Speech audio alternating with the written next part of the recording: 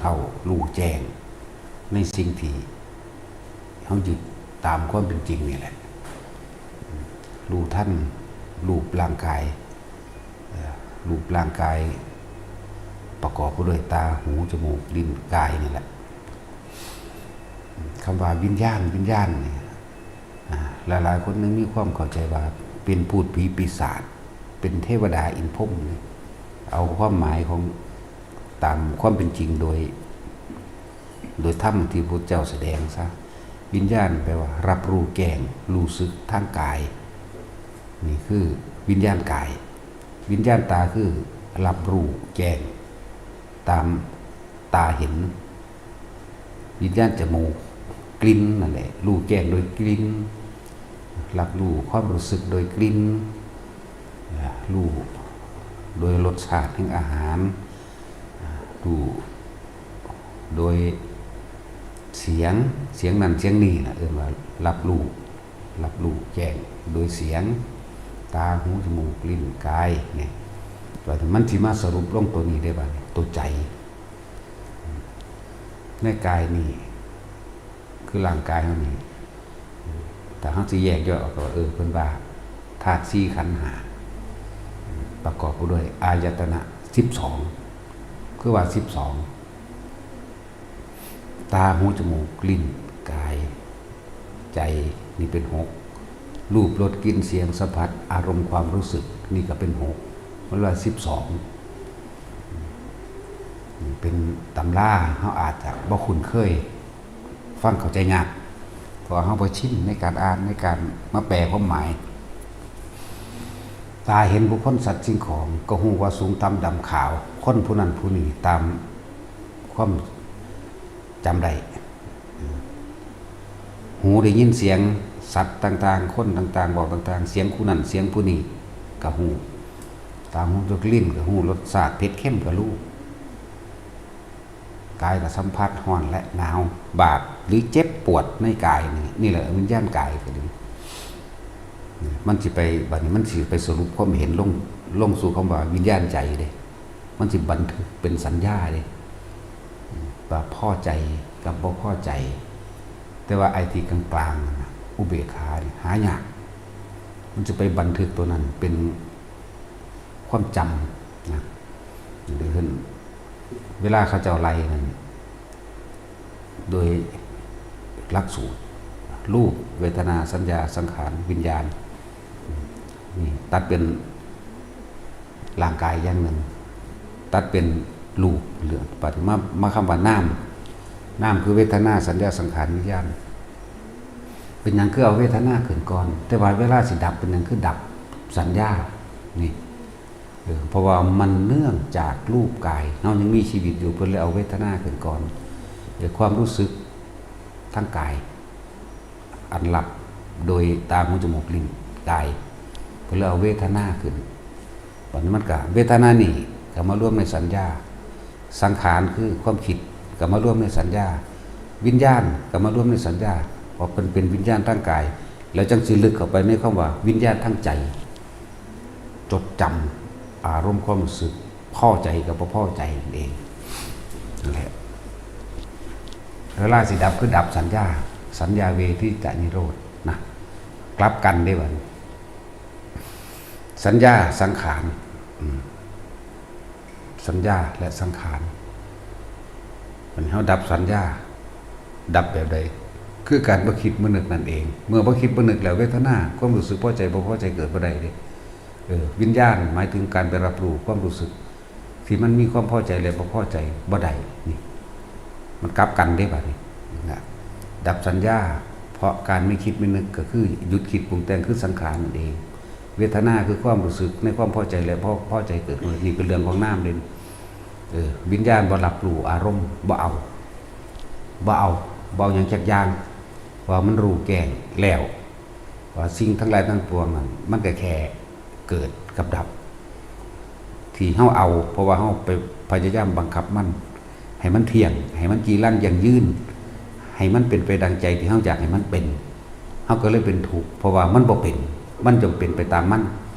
มันเป็นของมันแบบนั้นอันใดเกิดอันนั้นก็ดับไปแหละ เวลาดับคือดับสัญญาผมจึงว่าสัญญานี่ละเอียดกว่าสังขารเด็กนะเพราะว่าอารมณ์ความรู้สึกที่เขาเคยมีในความพอใจเกิดพอใจกับบ่พอใจนั่นแหละสัญญาการร่วมอยู่ในหันไปถ้าเขาเห็นว่าคนผู้นี้ถ้าเขาบ่คิดนึกปรุงแต่งนี่เห็นว่าสังขารความคิดนึกปรุงแต่งคนผู้นี้เห็นคนยางมากนี่นะบอกว่าหญิงบอกว่าชายคิดเอาในตัวเองถ้าเขาบ่คิดนึกปรุงแต่งความสวยความหล่อความงามบ่เกิดขึ้นเด้ความรู้สึกพอใจหรือบ่พอใจเลิกเกิดขึ้นบ่ได้อารมณ์บ่รับรู้หยังคือมันบ่เอาไหมนี่ดับเวลาดับคือดับจังสี่นะสัญญาสังขารเวทนาวิญญาณดับนี่ไหมเป็นสี่ได้พันเวลาสิดับคือดับความคิดนั่นเองหยุดความคิดบ่คิดบ่นึกบ่ปรุงบ่แต่งสัญญาถ้าจะเอาเรื่องสัญญานี่กับอวิชชาอันเดียวกันคุ้มกันเลยก็ได้ความบ่รู้ในความยินดีพอใจที่พวกเขาทั้งหลายแสวงหาแต่ความพอใจแสวงหาแต่ความสุขจนเกิดกายยึดมั่นถือมั่นเอาไว้ในอารมณ์ความรู้สึกคือแสวงหาอยากได้ตามที่ตัวเองปรารถนาอื่นว่าอวิชชานั่นเองคือบ่รู้มันจึงคิดนึกปรุงแต่งไปต่างๆนานาสารพัดในความอยากได้ดีอยากนี้อยากเป็นแบบนั้นแบบนี้นั่นแหละมันจึงคิดนึกปรุงแต่งคิดดีมั่งคิดว่าดีมั่งสองคิดนี่ก็คือความเข้าใจผิดคิดว่าทั้งนั้นแหละที่จะเป็นกลางๆนี่หายากแล้วมันจึงเกิดเป็นรูปเป็นน้ำขึ้นมาก็เพราะอาศัยรูปร่างกายนี่อาศัยรูปร่างกายนี่เด้เขามายึดว่ากายนี่ก็เป็นของเขาก็เลยไปยึดผู้อื่นว่าเป็นของเขาคือกันคือผัวเขาเมียเขาลูกเขาหลานเขาสัตว์เลี้ยงต่างๆกับของเขาบ้านกับของเขาอันนั้นอันนี้ของเขาวัดตลอดนั่นแหละตัดหลัดสั่นลงมาสมถะภาวนาทำให้จิตว่างวิปัสสนาทำให้ว่างจากจิตสมถะก็คือเฮารู้อยู่กับลมหายใจเฮานี่แหละเพื่อสิบ่ให้ไปคิดไปนึกไปปรุงไปแต่งอีหยังมันก็เลยว่างจากความคิดนึกปรุงแต่งนะวิปัสสนาทำให้ว่างจากจิตมันบ่ไปรับรู้อารมณ์ความรู้สึกมีความพอใจและบ่พอใจของอาการจิตที่มันคิดมันนึกมันก็เลยวิมุตติสมถะทำให้จิตว่างคืออยู่กับลมหายใจอยู่กับจิตอุดาโลมของเขาเองความรู้สึกปีตินั่นแหละอยู่กับมันถ้าเขาคิดนึกแล้วไปเกิดอารมณ์อันอื่นปีติเกิดบ่ได้เด้เกิดอารมณ์ความรู้สึกพอใจหรือบ่พอใจปีติเกิดบ่ได้อุเบกขาบ่เกิดปีติก็เกิดบ่ได้เหมือนกันจิตบ่อิ่มบ่พอบ่อิ่มบ่พอในความอยากเห็นไหมอยากสวยอยากงามอยากกินต่างๆเห็นไหมอยากได้นั่นอยากเป็นนี่เห็นไหมมันบ่อิ่มมันเลยคิดหามันเลยหยุดบ่ได้ถ้ามันบ่คิดหาดิเอามันมาไว้กับลมเลยมันปราศจากความคิดนึกแล้วมันก็ว่างนี่มันเลยเกิดเอาอาการปิติหรือจุดอุณาโลมที่เราสร้างมันขึ้นเกิดฐานที่ตั้งแห่งจิตหรือฐานการรับรู้แห่งความรู้สึกอันเป็นอุเบกขาสมาธิเรียกว่าจิตตั้งมั่นแหละว่าสมถะทำให้จิตว่างก็คือจิตตั้งมั่นในความรู้สึกนวงอยู่ในหน้าผากเฮานี่แหละวิปัสสนาทำให้ว่างจากจิตเมื่อมันตั้งมั่นดีแล้วเฮาสิเห็นความคิดมันเกิดขึ้นความคิดมันเกิดเรื่องนั้นเรื่องนี้ความคิดทั้งหลายล้วนแล้วแต่เกิดจากสัญญาเด้มันก็ปรุงไปตามเรื่องของมันแต่ว่าเฮาบ่นำเข้ามาว่าต้องแบบนั้นต้องแบบนี้เฮาหูท่านความคิดแล้วมันจึงว่างจากจิตว่างจากการรับรู้แห่งความรู้สึก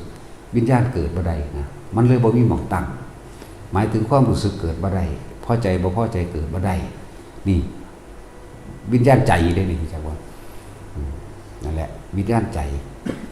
เมื่อมันบ่มีความรู้สึกอันไปรับรู้ว่าพอใจหรือพอใจพบมันก็ดับต่างๆพบดับ บ่มีหม่องตั้งบ่มีหม่องไปเกิดบ่มีหม่องไปบ่มีหม่องมาบ่เกิดบ่ดับนั่นแหละวิมุตติเว้าบ่ได้บ่ฮู้จักว่าสิไปปรุงแต่งสร้างรูปจินตนาการขึ้นมาว่าจังใดมันบ่มีมันอยู่เหนือคำเว้าทั้งปวงทุกอย่างกะเฮาสิรู้แจ้งได้ในตัวเฮาเองที่เฮาตั้งใจเฮ็ดของเฮาเองเด้ออันนี้เป็นแค่แนวทางตถาคตเป็นแต่เพียงผู้บอกทางเท่านั้นเท่านั้นเด้เป็นแนวทางบอกว่าเจ้าคิดแบบนี้เจ้าสิมีความรู้สึกแบบนี้เจ้าก็ไปเกิดภพนี้